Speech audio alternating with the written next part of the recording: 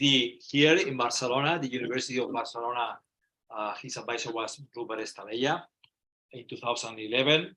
He did a 1 year part of the PhD program in Morelia, in the Instituto de Radioastronomía and Radioastrofísica in Mexico, part of the UNAM. And after the PhD, he moved to the Observatory of Arcetri in Florence, and it's probably one of the best places to do a postdoc. It's really nice. I mean, you have to go there. You have to collaborate with someone there because it's really, you have the house of Galileo just 200 meters away. It's really, yeah. So he was there for 2 years and a half, working with Maite Beltran and Ricardo Cicciaroni, which are very well known in the high mass star formation community. And after that, he moved to the University of Cologne, where he has been there for 9 years, working with a group of Peter Silke. He was also part during this period of the ALMA German Art Node, giving support to the German community for the ALMA observations. And last year, he got a permanent position in the as an astronomer at the Observatorio Astronómico Nacional in Madrid, but he decided to move the Ramon Manega Cajal senior position here, and we are very happy to have him in our group. He's going to talk about his work he has done basically at the University of Cologne for the last few years. Okay, thank you, Álvaro. Yeah. Thanks, Michael. And sorry, I was trying to. I hope this disappears. So here in the room we have one of these Zoom icon bars, and I don't know if this will disappear or not. Well, usually it does. Yeah, but I cannot click it, so because the cursor disappears when I try to. Or just like leave your cursor away from the bar, and then it should go away. It goes away. Yeah, so everything was working fine until we have to start. But it's fine. We will see. So yeah, the problem is that maybe it will not go away.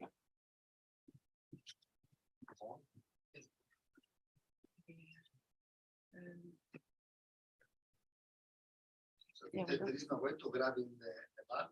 No, not. You don't have a mouse, because, right? but I can. Let's try something. And no. Sorry for the inconvenience. So I was expecting this to happen. Yeah, it's all right. Okay, now maybe wait. I can. Can I? Yeah, sure. Go ahead. Maybe if we do this first, And then we try to share the screen.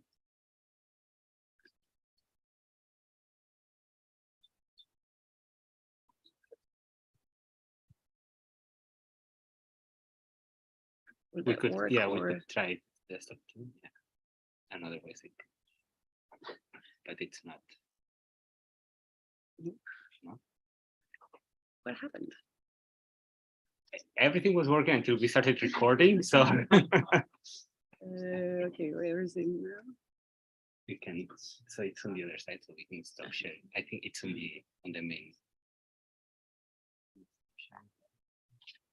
And we can try to share it, and maybe the desktop one.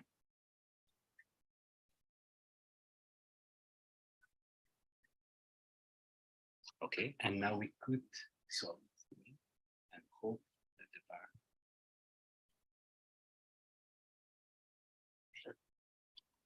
It's Okay. yeah. Okay.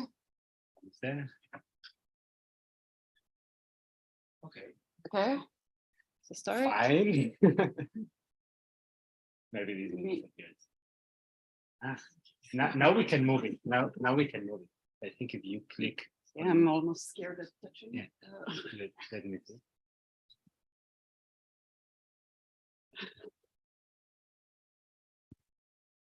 Okay. Oh, yeah. Finally, okay.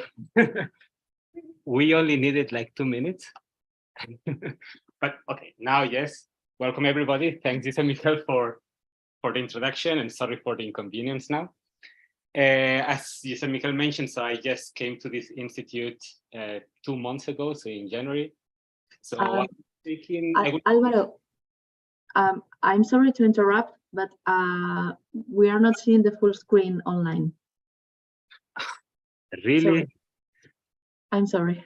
No problem. No problem.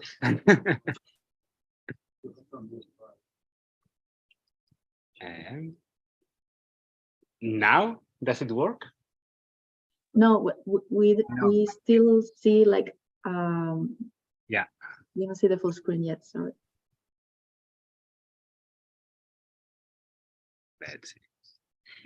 Let's try to do the same thing as before. So if I share this and I come here.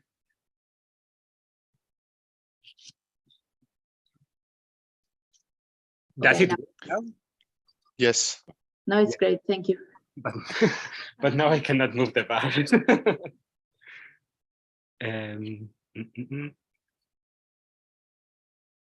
If I do this, it will not work.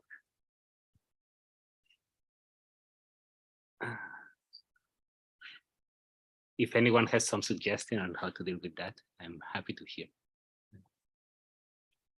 Alba, are you good with Zoom? Do you have ideas of how we could fix it? Okay, no. Cursor. Yes. Okay. And now I need to find Zoom. Let's try sharing. What is that? Wait. You could see that? Yeah.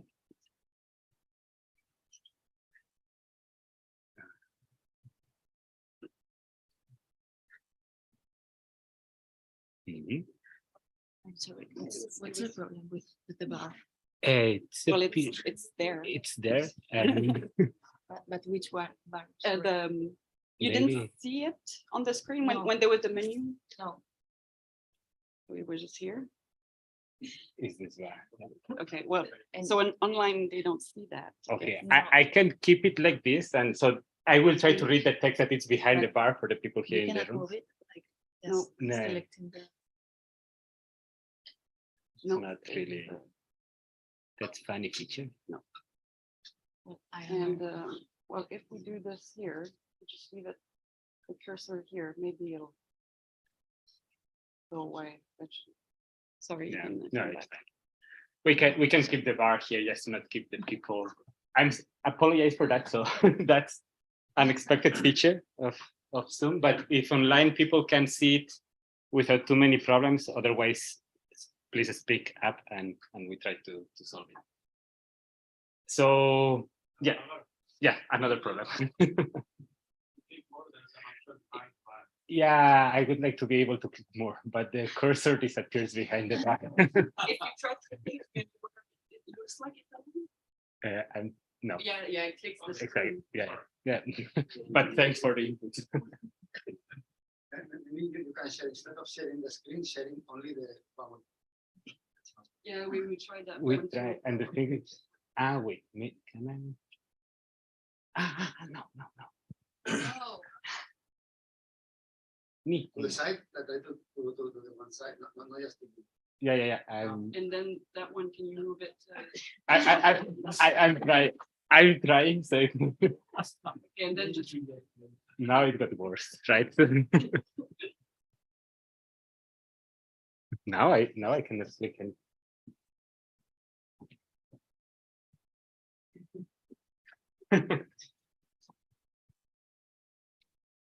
But it was no. I Yeah, Floating hide type. everything. Even the presentation can be. I Floating think, yeah. thing, yes. Online, can you see the slides? Yes. Ooh, thank you. Sorry, again, one day. Sorry. Thank you again, Jason Michael, for the introduction. Therefore, for time. And as I was saying, so I wanted to take the opportunity to show my rogue skills using Zoom and PowerPoint at the same time, and to introduce the work that I have been doing in the last years to the people here at the Institute, just for you to know what kind of research I'm doing, to see which kind of collaborations maybe could happen in the future. So I will try to talk about star formation, but trying to understand it from a statistical point of view. You will see later what I mean with that. And here I have listed a long list of collaborators that have helped me go through this work that I will be showing, and I have highlighted in blue those PhD students and master students that have worked with me and have contributed a lot to the result that I will show later. I'm afraid of moving the cursor. Okay. So first statement of this talk is that stars are the building blocks of galaxies and host to planetary systems. So this is a statement that I would say everybody agrees. And this means that stars are very important. So are important objects in the universe that require to be studied because it connects the small scales, planets, to even the large scales, so galaxies and the properties of galaxies. But the question that I want to solve or to answer is, how do they form? So they are so important, but how do we get to get them at some point? So I will start showing some very basic concepts of star formation and try to make it a little bit more complicated into the kind of research that I'm doing. And to start with, so we know that stars form in molecular clouds that can be very large objects with several thousand to 10,000 solar masses, that they will start to collapse and fragment into different densities or over densities, let's say. Every one of these so-called dense cores, thank you for the light. Every one of these dense cores will continue collapsing a little bit. And at some point inside this dense core, we expect to find a star, a protostar, that will be surrounded by a disk. There will be material that is being accreted onto the disk. And due to conservation of angular momentum, we will have material that it's being ejected in the way that we usually call jets or outflows. A bit later on, most of the material will have been accreted. And what we will have is a young star still surrounded by a disk, with still material being ejected. And finally, at some point, what we will have is star surrounded by an even more tenuous disk that at some point will become into a planetary system. This is something that has been there for 50, 60 years, even longer. So because if you go to the 1700s, you will see the book by Laplace that essentially explains this as the formation of the solar system. So this is something that we have known for some while. The problem here is that the stars do not form in isolation. So this picture here that I have shown is one single star, nicely isolated, that ends being into solar planetary system. But we know that most of the stars form in clusters. Here you have some images, you will recognize some of them. An important aspect is that if you have a cluster with many stars, let's say 1,000, for sure you will have at least one star of 10 solar masses. And this means that you will have a star that we call high mass star. So a star that can have a strong impact in the surrounding environment because it produces strong wings, large radiation, so it can affect the surrounding environment. Indeed, it is expected that 50% of the stars have formed into clusters containing a high mass star, and there are hints that even the sun may have formed in such an environment, so close to a high mass star. These high mass stars have impact because if you focus on this cluster that you may think, it's very small and very tiny, so not so relevant. The problem here is that most of these stars that you see are indeed high mass stars, and they are having a huge impact into the surrounding environment. So they create these large bubbles. This has a size of about 400, 500 parsecs, so it's pretty large. And this is what we call a superstar cluster because it has not only one or two, but it has hundreds of high mass stars.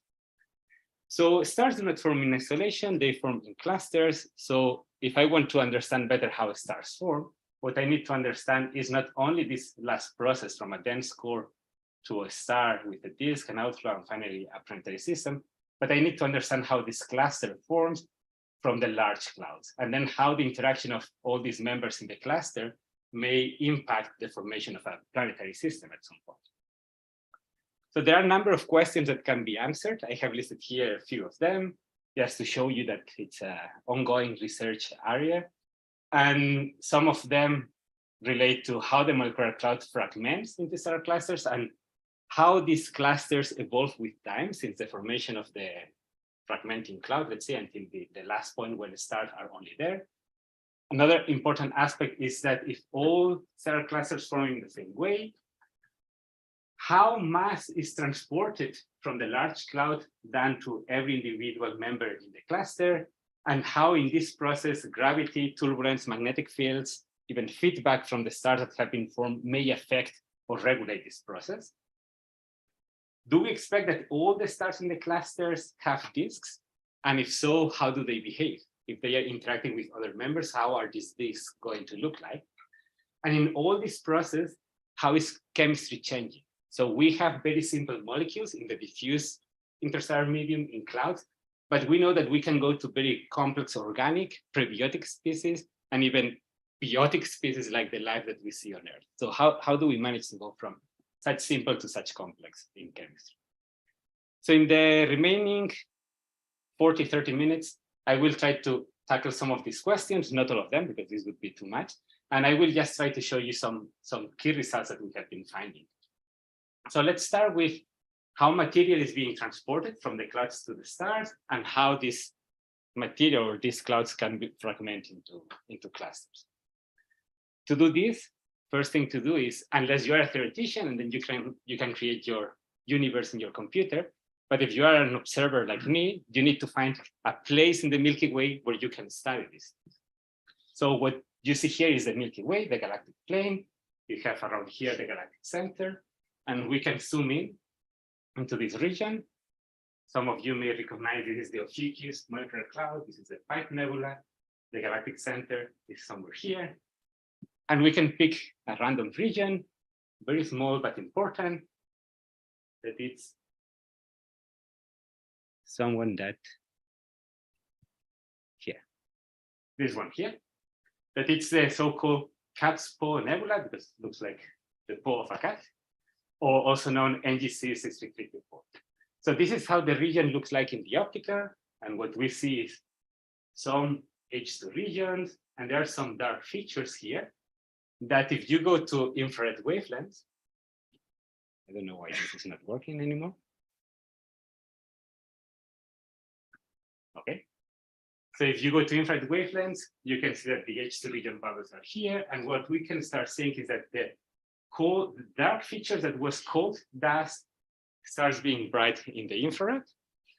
And now what we can do is try to go to even longer wavelengths, 870 micron. And what we see is just the cold dust and gas, the molecular cloud where the stars will form. This is if you have a kind of a small telescope, but if you go to something a bit more powerful, you will see that the cloud is much more extended, large. It has some kind of elongated features. There are these filaments that I were depicting here. So clouds are usually not spherical bubbles as we were depicting in the first sketch, but they look more like this, like a set of filaments connecting all together. And this in particular has a length of about 60 parsecs, and the central part is about 12 parsecs in size. Just to have some idea of the typical size. What is interesting is that most of the active star formation is happening in this area here, where most of the material seems to be concentrated. There is some star formation outside, but if you search for rich clusters with massive stars, they are located here. So this is something interesting already. And one thing that we would like to know is, okay, how are these stars here or these regions getting material from these outer parts of the cloud? And this is what can be studied, not with the map that I was showing, because it's what we call a continuum image. It's just a portion of the electromagnetic spectrum integrated all together. But what we can do is try to use molecular lines, spectral lines. This is the 13CO221 line. This is how it looks if you integrate all the emission of these molecular species. It's similar to the filaments that we had before.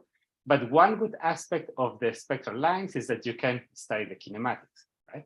So you can go through different velocities and see how the emission in this particular line is changing for the cloud. And you can see that there is already some kind of motion, let's say. So the gas is not all at the same velocity, but we see different velocities there. If we create what we call a velocity map, this is what we would get. So we have blue colors, meaning that the gas is blue shifted, it's coming towards us. This is red shifted, it's going away from us. So if you go along these different filaments, you can then start seeing that there is most likely some kind of movement or transport of material along this filament. So typical velocity gradients, if you want to keep this number in mind, is about 1 kilometer per second per parsec. So it's kind of slow, but significant over a large amount of time. Since we know how the material is moving along these filaments, and we know what is the content or the mass in the cloud, we can try to calculate what is the mass accretion rate. So this is essentially telling us how much mass is being accreted into different parts of the cloud for a given time. And you can already see in blue here, you have low values of 10 to the minus 5, but here in the center, we have values of 10 to the minus 3.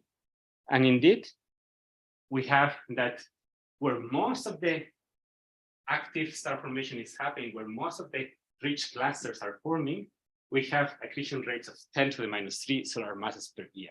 This means that in 1,000 years, we could form the sun. So that's pretty fast, 1,000 years. In reality, this is not happening because you will be forming many stars and it takes about 100,000 or 1 million years. But this means that a lot of material can concentrate here relatively easy. If you go to the outer parts where there is not so much star formation or low mass stars are forming, the rates are much smaller, 1 or 2 orders of magnitude. So first take-home message, if you want, is remember this value of 10 to the minus 3 solar masses per year if you want to form these rich clusters. So these are the different images that I was showing before, how the filament looks like in dust, how the velocity field looks like of the material inside this cloud, and how the accretion rate happens to be in the cloud. And I have highlighted the filaments that can be identified in the data that we have. But I was talking about clusters. So we can try to go one step further. And we know that the clusters are located in the central part. So we can then focus on 2 of them. And indeed, I will only show one of them for time constraints. And this is the clusters that are happening at this position. So we have here the main filament. And these 2 bright spots is where the clusters are forming. We can zoom in a little bit more. I just put the image in equatorial coordinates. What we have is the main filament highlighted in orange. And we have at least 2 clusters that are forming in these 2. If you would do the same exercise or the same game that I was doing before to calculate the accretion rate, but now this time through these small filaments that seem to connect the main filament with the clusters, you get accretion rates also of about 10 to the minus 3. So this means that there is a continuous flow of accretion of mass from large scales down to smaller scales, at least for the cluster. How do these clusters look like? So you can go to higher resolution data, and this is what you can get, for example, with ALMA. Each one of these dots is one dense core that we have identified. And what we did is to use some clustering algorithms to identify in an unbiased way how many clusters could be there. And we use 7, 8 different techniques, and all of them agreed that there should be at least 4 different clusters that we named in these ways: north, northwest, east, and 1, so the central one. And one thing that you have to believe me, because I'm not showing here, is that they seem to be connected with different evolutionary stages. And this is based on the infrared stars that we can detect, on the presence of H2 regions that allow us to give like not the specific ages, but to say this one is the oldest one, this is a bit younger, this is much more younger, and this we don't know what it is. But these 3 at least seems to evolve in this direction. That's good because we have 3 clusters in 3 different evolutionary stages, which may help us to understand how the cluster evolves with time. That's something interesting to do. So we can then check some of the properties of the cluster. Some of them is how are the objects separated in the cluster? So these segments that you see here is the result of a minimum spanning tree. So it's trying to connect every object with the, let's say, nearest neighbor in some sense. And what we can do is, now that we have all these segments, we can evaluate what is the typical separation between cores. In this one that it's the youngest, it's about 4,000 AUs. When it evolves a little bit, it goes to 6,000 and a bit more, 12,000. So this is already telling us, with only 3 clusters, of course, that the dense cores, the stars that will form in the cluster, are moving away with time. fine because this is more or less what you expect if you have dynamical interactions. Another thing that you can do is to check where the most massive cores are located in these clusters. And you can see that they are located more or less at the center of the cluster. And this, for these two ones, is more or less expected because due to dynamic interactions, the low mass cores can move much more and can be much more spread in the cluster, but the more massive one will remain close to the gravitational potential, so they will remain in the center. What was interesting is that this one also seems to have this feature of what we call mass segregation. So the most massive cores are in the center. At this stage, we don't expect dynamic evolution to have an effect on the mass segregation that we see. So there is certain level of primordial mass segregation. So in some sense, what we are seeing here is that the clusters already form with the most massive members in the center. So this is something that I could tell you now, and then people doing theoretical simulations, they could try to reproduce if this is what they see. Otherwise, maybe the simulations should change. Another aspect that can be explored is what regulates fragmentation in these clouds, in these clusters. Here you have for the 4 clusters that I was showing, and for the whole region, we see that the median mass of the core is about 2 to 5 solar mass. And what we can do is to compare this value with the expected mass of the cores in the case that only gravity and the thermal structure of the cloud dominates fragmentation, or if turbulence plays an important role in fragmentation. So what does dominate? Does it dominate turbulence or gravity alone? And if you compare these values of 2, 3 with these values of about 1, 2, or 30, so it seems that at least for these clusters, normal gravity plus thermal fragmentation seems to dominate. So turbulence would not be so dominant at the scales of these clusters of 0.1, 0.3 parsecs. So another take-home messages. So we have that thermal fragmentation or normal gravity seems to dominate the fragmentation of the clouds. We have seen mass segregation even since the beginning of the cluster formation. And as expected in some sense, the stars or the dense cores move away with time due to dynamic effects. So I have stated here some strong statements that if there would be many theoreticians in the room, I'm sure that they would, some of them I know that they would be jumping and complaining. And the point now I would answer them to say, do all stellar clusters form in the same way? Because maybe these results are only for this region, and then 99% of all the regions do not follow this thing, right? So we need a few more. Okay, let's see what happens.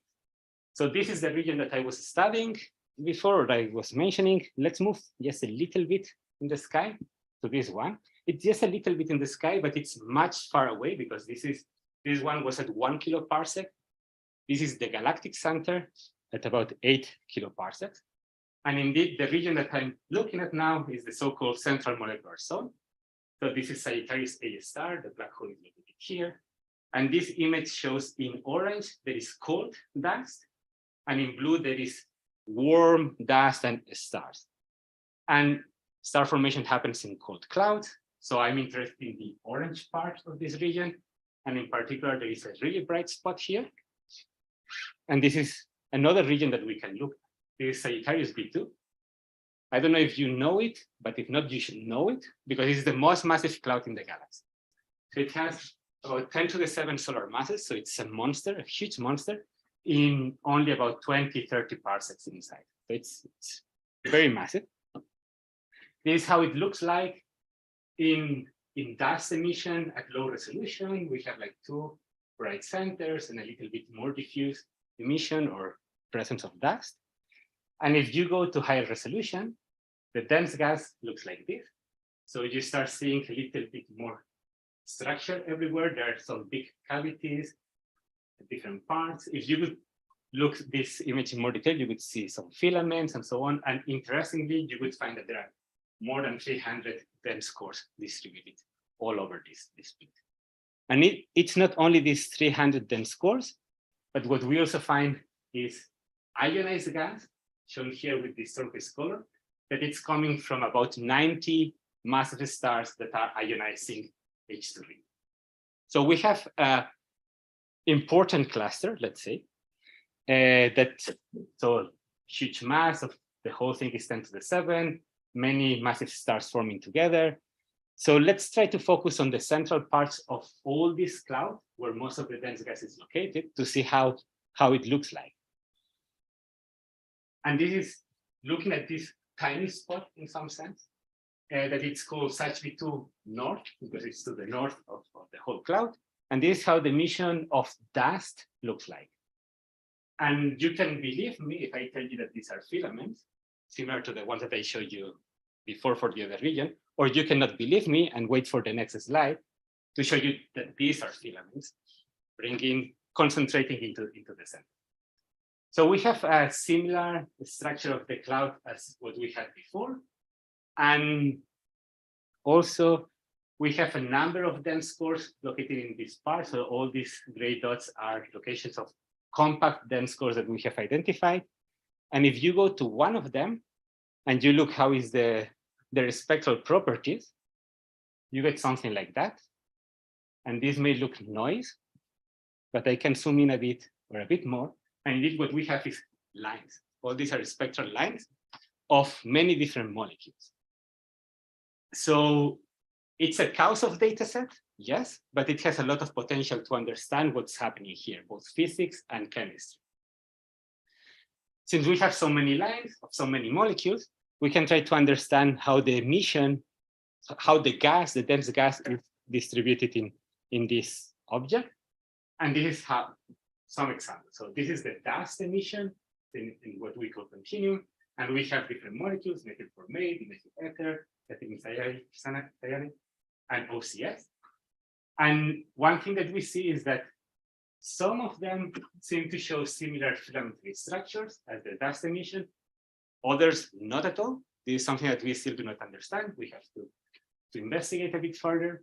But these ones that have these filaments, since we have information of molecules, we can do the same thing as we did before. We check the filaments that are there, and we evaluate how the material is moving along this filament. So we have one filament, and we investigate along this filament how the velocity of the emission changes. And we can do this for every one of the filaments. And with this information, we can derive velocity gradients and accretion rates. Do you remember the number of the accretion rate that I was saying before? It was 10 to the minus 3 if there was a rich cluster, or 10 to the minus 4, 10 to the minus 5. Here we have 10 to the minus 1. This means that in 5 years, we can form the sun. That's super fast. This is a huge accretion rate. This is enormous. So this is 4 or 5 orders of magnitude larger than what we expect in normal regions of star formation. This, combined with the total mass of the region just here, so not the whole cloud, but it's 10 to the 4 solar masses, and the densities that we expect in this area, so 10 to the 5, 10 to the 7 solar masses per cubic parsec, told us that maybe what we are seeing here is not a normal cluster, but something more similar to a superstar cluster like this one that have stellar densities of 10 to the 5 solar masses per cubic parsec. So this object, compared to the previous one, they have some similarities, but probably the physics governing them are totally different, because here we have much higher densities, masses, accretion rates compared to the other one. So take a message from here. So SACH-V2 North, this particular region, is to date, it's the only known precursor of a superstar cluster. So this can help us to understand how these big clusters form. We have extremely high accretion rates, and we have clusters of objects that are super chemically rich. And this is also different to what we found in the other region that I was talking before. Then I would answer to the theoretician that was jumping. You see, there are 2 different cases. We don't know, so more things need to be done, right? Because I was showing some results for one cluster, but here the things may be different.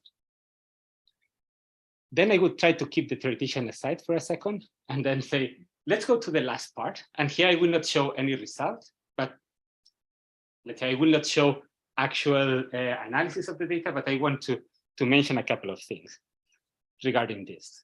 One is that if you look at the stars of different masses, 1, 7, 16, 40, we have managed to find disks around essentially all of them. So there are some claims of having this around 100 solar masses, but this is a little bit more tricky. But considering that in the past, only low mass stars were associated with disks, now we can say that, yeah, there are disks around most of the stars, no matter which mass they have. And this may have implications also for how the planetary systems will form if the central star is more massive or less massive. Another thing that I want you to keep in mind or to think about is that interesting molecular species have been found at the center of this disk. And I say interesting species in the context of the interstellar medium, because salt is something that we all have in the kitchen, but it was not expected really in this kind of environment. And it has been found that they nicely trace the disk around a massive star in Orion here. So there are a number of refractory materials or species that seem to be best tracers of these disks around these very massive stars. So there is a lot of potential here to try to understand how are the properties of these disks and what is the impact of these refractory materials into the chemistry of the star, the disk, and the planets at some point. Then I would bring the theoretician back again that I put aside just for this minor thing and say, I was showing you just two regions, NGC 6334 and Sagittarius B2. They were kind of similar but different. I agree with you that we need many more observations, because with only one object, two objects, three objects, we cannot derive strong conclusions of how star clusters form and stars and planets eventually form. And also, an important thing of these questions here is, if you want to understand how these clusters, their physical properties or their chemistry evolve with time, you cannot do it with one single object. So you will need to observe different objects at different evolutionary stages to have a global picture of what's happening. And this is what we are trying to do.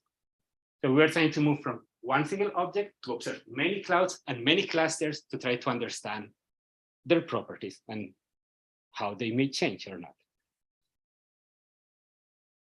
A little bit of story or history, better said, is at which stage we were. So if you go 10 years ago and you go and investigate or search for papers that try to study star formation, stellar cluster formation with enough level of detail to distinguish the different dense cores, the disks, and so on, we were talking about 15 to 30 regions.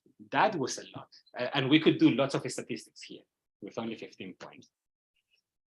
A bit more recent, so we were trying to move more closer to the 100 things, 100 regions. Here there are some maps. Yes, this is more or less what all the people were obtaining. So you look at some point where a cluster is forming, and you can see different dense cores that will eventually become stars.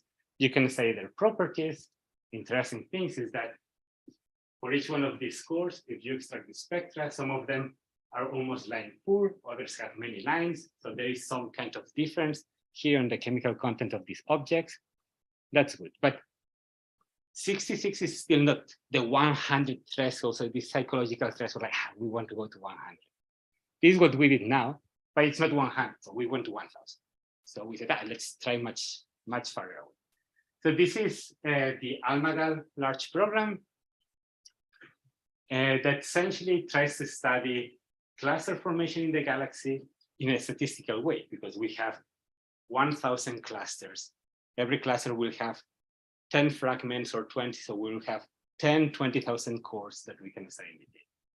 Main goals of the project is to study cluster fragmentation, to study how accretion and feedback, so gravity, turbulence, feedback, regulate the fragmentation of the cluster, how the physical and chemical properties evolve with time, and trying to identify how many disks are in all the cores that are forming in all the stars, and see how how they may change depending on the location of the cluster, the mass of the star, and so on. So we are more than 75 people from 13 different countries. And just to show you a little bit, the regions that we are exploring are distributed in the Milky Way. This is the sun, the galactic center. So this sheets distribution allows us to understand or to search for differences between the inner galaxy and the outer galaxy. We can also explore if there are differences if the cluster is forming inside the spiral arm or outside the spiral arm. So we can evaluate environmental effects. And another thing is that this color data is the region that we observe. And in this diagram, it's mass versus luminosity. What we have is evolutionary tracks that we expect that the objects move from the bottom part to the north. So essentially we have objects at very different evolutionary stages. So we can evaluate how the properties change with time. These are some images of how the data looks like. So we have the cloud at low resolution, and we go to high resolution, we start seeing many fragments, and these fragments have also very different chemical properties, for example. And this is the last part of the talk that I want to show is what can we do if we have 10,000, 20,000 cores? So for us, star formation people, this is a lot. I know that for galaxy people or stars, this is minor things, that for us, this is huge. And they have different chemical properties. So, and then what I was wondering is, can we use this to try to get information on the evolutionary sequence of these objects? So this is essentially this diagram here, but in horizontal and with some more details. But essentially, evolution goes from left to right. And what we expect is that the physical properties and the chemical properties will change in this process. And indeed, this is what we expect or we see happening. So we have cold cores with 20, 40 kelvins with some kind of chemistry. They become warmer, few hundred kelvins with more complex chemistry. And at some point, ionized gas appears, temperatures go high a lot, and the chemistry completely changes. So having this in mind, what we thought is, can we use this information, this sketch, to generate a model that allows us to understand how is the evolution based on the observations? So essentially, what we want to do is to create a model that will reproduce all this process, including the chemistry. And once we have generated this, we can extract synthetic spectra that it's directly comparable to the observations that we have. The model that I'm showing now, it's very simple, but this can be done for more elaborated hydrodynamic simulations. But the idea here is simple. So we have a dense core, spherical, simple, no much problem. And then in this cold spherical core, what we do is that there is some cold collapse. So the density will start increasing because it's collapsing. The temperature is decreasing because it gets more material, more isolated from the outside, so it gets colder. But at some point at the center, the star will form. We are in the warm-up phase. The star will grow in mass, luminosity will grow, temperature will grow. So lots of things regarding physics and chemistry will change. So then what we can do is, once we have this model, and we have done all this relative transfer processing, putting the chemistry as post-processing inside the model, we can then go to the different parts of this core of this model and extract the spectra. I don't know if you can see, but this is for the outside, there are almost no lines. In the inside, where the material is hotter, we see some transitions of some molecules. And since we have time evolution, we can then see how this information changes with time. This allows us to generate super easily lots of spectra, 100 spectra, very large spectra that we want to analyze. Since this is a lot of data, so many data points to look at. So what we thought is, we don't want to do that. Let's try to reduce dimensionality. So we use this principal component analysis just to try to identify some key components or variables that allow us to understand the spectra that we see.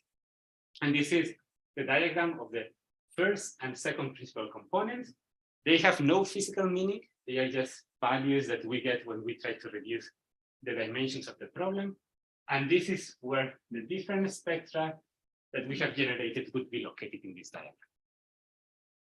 We have done this for one model, but we could generate 50 different models in which the temperature changes, the density profile is different, the collapse is faster or slower. So we can generate lots of spectra and produce the principal components of all these 5,000 plus spectra to generate this diagram. Again, this has no physical meaning. These are just the two main components that describe the data. If we think that the two first components are not enough, we can go up to component 5. And the important thing here is that all this is generated with models. So this has no physical meaning, but we can give it to it because we know to which spectrum or to which evolutionary time each spectrum belongs. So we know that these data here are early evolutionary stages, and these things here are late. And we know this because we have generated this spectra. So we can see how time evolution clusters or distributes the data in this diagram. We can do the same thing regarding if they are inside the core or more towards the outside. So we have some information on the spatial distribution of this data. And now that we have this, we can say, okay, let's compare this synthetic spectra that we have with large sets of data from observations, these 10,000, 20,000 cores that we have, and see if we could get something. This is work in progress, so don't believe anything that I say now, but just keep it in your mind if you want. So this is the gray data points is what the synthetic models were expecting. So if we take this spectrum in this frequency range and we generate the physical components, this is where the observed data should also be located. Main problem would be that if we plot the observed data and they are here, we have a big problem. If they are close to the gray dots, we are fine. And we are pretty good. Don't look at these ones here. The two first ones look better, but again, it's work in progress. And the thing here is that we can distribute the observed cores that we have identified with Amagal, the chemical content. And then now that we have a model behind it, we can try to associate, for example, if these cores are more evolved or less evolved, we can try to understand in a statistical point of view how star formation happens. So I think, so now with the telescopes that we have, the facilities that we have, that we are producing large amounts of data, the statistics will be the next step in understanding star formation. And with this, I finish. I go to the summary. Some key messages, just numbers if you want to remember them. So accretion rates in low density regions are 10 to the minus 5, 10 to the minus 4. In clusters, we go up to 10 to the minus 3, and the big monsters seems to go to 10 to the minus 1 solar masses per year. So we, depending on the conditions, the location of the cluster, the situation within the galaxy, who knows, the accretion rate may be different, and this may produce larger or smaller clusters. Clusters based only on 3 clusters that I have shown seems to be dominated by thermal fragmentation at this scale. There seems to be mass segregation even in the early stages, and the cores or the stars eventually will move away from the center of the cluster. This was done for 3 objects. Now that we have 1,000, we can investigate this in more detail. Disks, they are everywhere. That's good because we are finding planets everywhere. So it's consistent in some sense. And next point, the statistics. So now with the large surveys, we can start doing more careful analysis and trying to derive more global results about star formation and planet formation. And with this, I thank you all, and I take questions.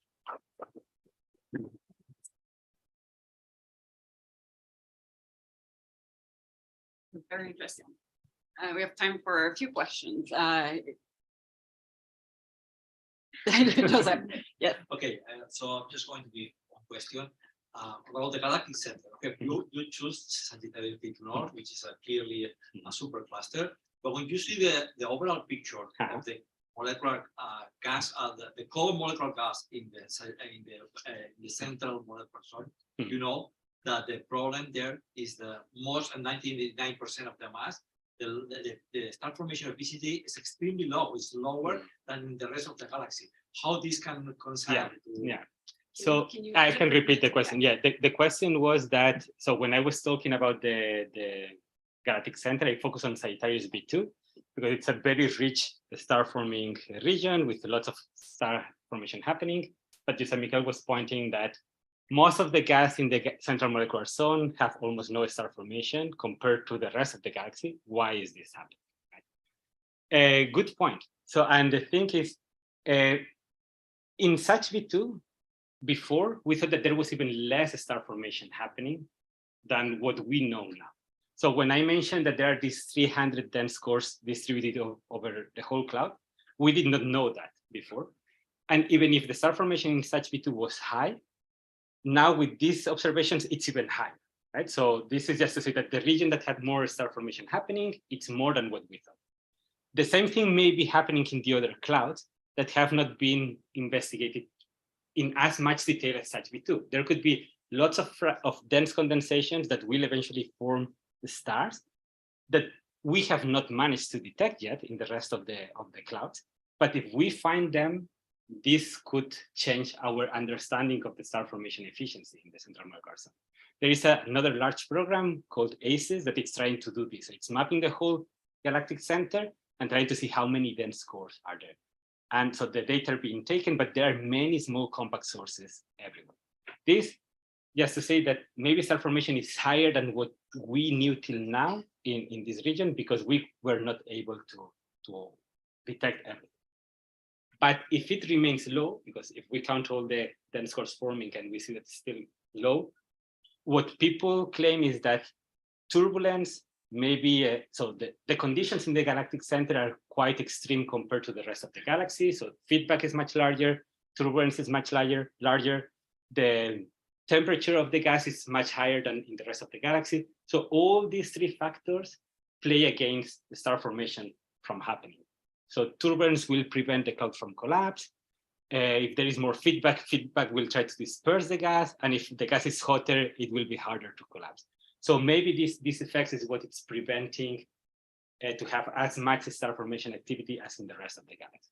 But this is what could happen, but now we have to see what is actually the star formation efficiency in the central molecular zone when we can calculate.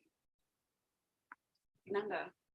Thank you very much. Very nice. A question from total ignorance. You never mentioned the effect of supernova that you have in your cluster. Is that because it's not relevant for the chemical evolution? Yeah, okay. So the question was, so Nanda was asking that I ignored completely supernova in my study. Why was that? So if it's not relevant at all or why? So yeah, I have not mentioned supernova except now in the answer, but so there are multiple ways of answering this. So for the kind of a study that I want to do now, that would be the cloud, how it is fragmenting and the properties of the clusters until the stars are being formed or born. We don't expect that within the cluster supernovas will trigger, so we ignore this for a moment. But it's true that if you go one step before of what I was mentioning, so how this cloud will start collapsing and fragmenting, here supernova are critical. Because you need some push into the gas or some feedback that will make the gas unstable and will start collapsing, that will trigger turbulence into the cloud, and then it will allow it to go down. And there are most of the simulations that try to reproduce the physical properties in the galaxy, they use supernova to trigger a star formation. So if I would go one step further, that I have not talked here, in other talk I have like how you get here from diffuse gas, and here supernova are critical. Regarding the chemical point of view, that's something that we don't know what is the impact that they have. Naively, one would expect that yes, that they should have an impact because you will have a different level of isotopes, for example, so the chemistry will be different. So is this really what's happening? Could be. The problem is that until now, with these 10, 20, 30 studies, it was very difficult to evaluate. Now that we have so many regions, some of them are located close to extreme environments, close to supernova. So maybe we start seeing some trends of, okay, close to the supernova, the chemistry is different to other regions, and then we can start seeing something. But this is why I have not mentioned anything. One is because it's before, and the other is because with the data currently we have, it's hard to say. But we hope that now that we have statistics, we can start seeing some differences.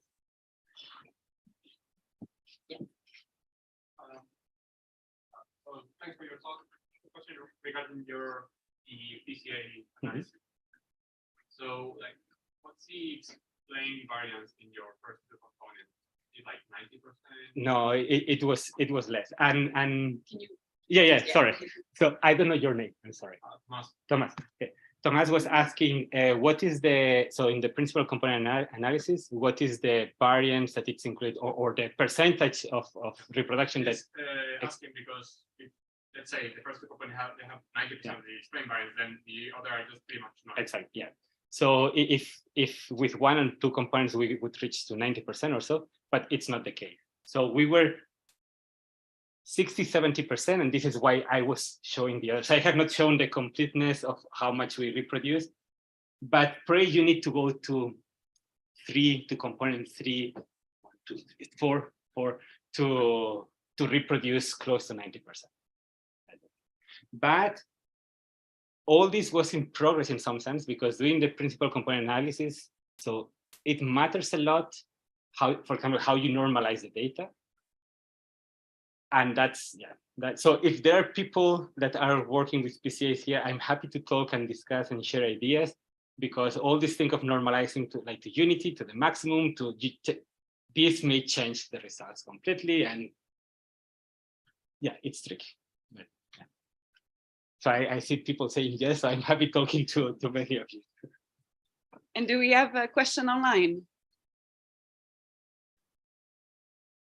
Or one more question from the room? Yeah. Yeah, so I've been hearing about these filaments for a long time, but I have some questions about this, and actually I would like to put forward 2 here. One is the velocity component that you're measuring is along the line of sight, and you are trying to drive a accretion rate, which is across the, or along the plane of the sky, right? So how do we project that? That's one. And the other question is, what is actually, do we actually know what the physical reason is that gas flows on these I should have mentioned when I was, I repeat the question. So Siska was asking, like, well, she has a lot of experience with these filaments. And one nasty question that it's very important, that it's when I was getting the mass accretion rates, I was using 2 different information that relates about 2 different things. So the velocity is along the line of sight, while I'm checking how the mass accretion or flows along the plane of the sky. So it's something that it's not the same. And the other was what physical process says that mass should flow in one direction or the other. Fully agree with the first statement. So there were lots of assumptions of just for this mass accretion rate, saying, okay, we have the line of sight, and then we assume that it will be the same. So we assume that it's 45 degrees, and then we assume that the velocity will be similar in the plane of the sky, but this is assuming lots of things. So these values that I was showing of the accretion rates have this problem that it's hard to disentangle or hard to combine. That's, so I'm happy talking, if you have some ideas of how to deal with that, so I'm happy. And the other thing was which physical mechanism is telling us that the material is flowing there. So for NGC 6334, one thing that we did is we took the stellar component in this region from Glimpse or Spitzer and so on. And then we also got the location of the massive stars, and then we tried to generate a kind of gravitational potential map based on the location of these stars without knowing what is the third direction. So we just had the stars, and we said where should be most of the mass concentrated from the stars and so on, and then where is the gravitational potential. And it's located more or less at the center where the star clusters are forming. So because the star clusters are there, right? So this means that in this situation, I would naively say gravity is the one that it's pulling all the material to be concentrated. But if you go to simulations, it could be that turbulence is doing everything.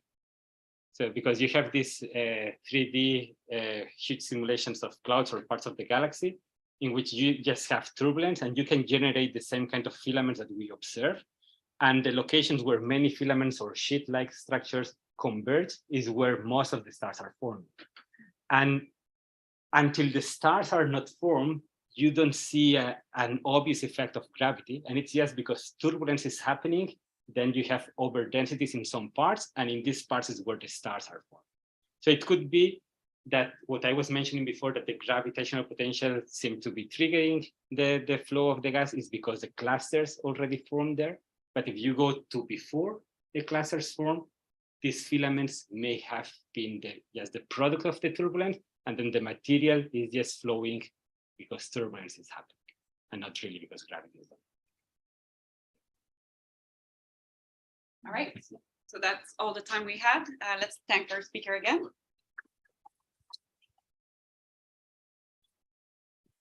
Move to the garden.